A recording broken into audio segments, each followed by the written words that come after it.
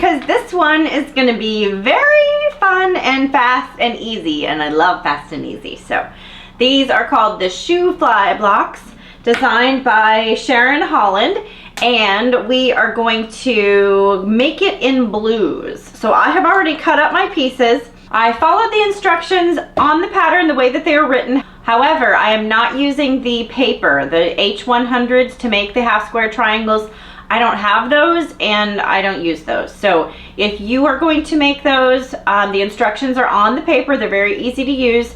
I'm just not going to use them today. So I'm just going to make regular half square triangles the way that the instructions show, and that's what I'm going to do. So go ahead and get your pieces cut. I just did a lot of blues. I did a blue floral and then a blue, kind of blue on blue solid.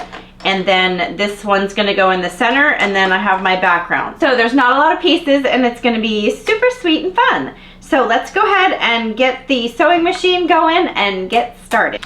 So the first thing that we're gonna do is we're gonna take our A fabrics, which is our background fabric, and C, which are the two blues that I chose. So we're gonna draw a line on the back side of the background from corner to corner, and I'm just using a regular pencil like I have in previous videos. Just lining the corner of the fabric up with the corner of the ruler, putting some pressure down in the center, and then draw the line. Then we're going to put it on top of the colored fabric. Then we're going to stitch on either side of the line using a scant 1/4 of an inch. Same for this one.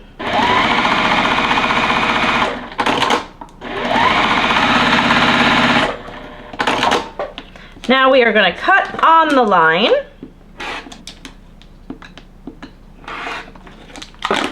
Then we're going to finger press them over to the colored side, and then we're going to take it over to the iron and press it with the iron, and then we're going to trim them down. They need to be 1.5 inches.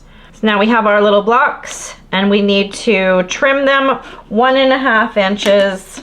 So we're going to take our line that's on our ruler, and we're going to line it up with the seam line, and then we're going to trim the right and the top, and then we're going to spin it.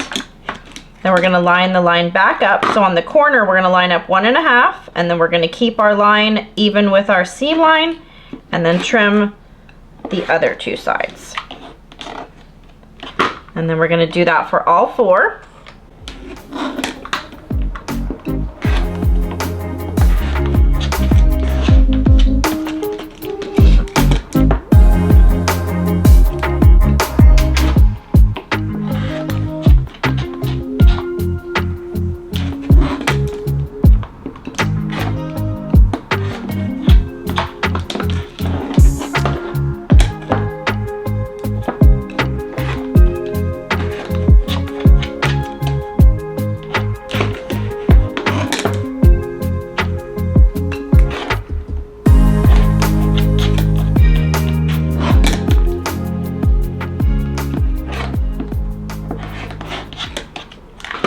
Okay, put our garbage in our little bucket. Now we are ready to take our corner pieces, and so I'm going to put mine like that and like that. Then we have our D piece in the center, and then we have our B pieces in between. Oh, how pretty. I love that color. It makes me think of going to the beach. It's my favorite place on the planet. All right, so let's sew our center ones, and then we're going to press out.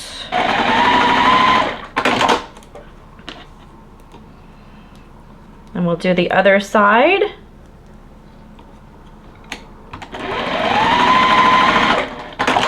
And now we will finger press it out and then take it to the iron and finish.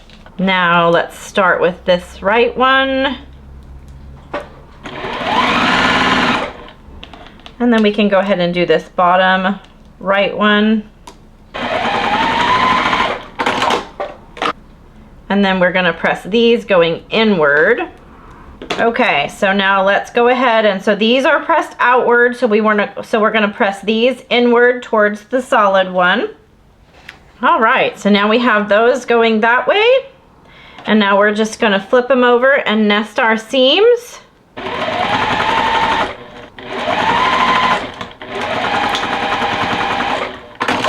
I sewed right over both my pins, sorry y'all.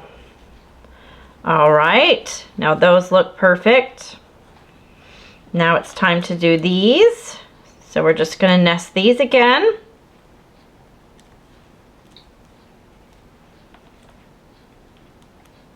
Oops.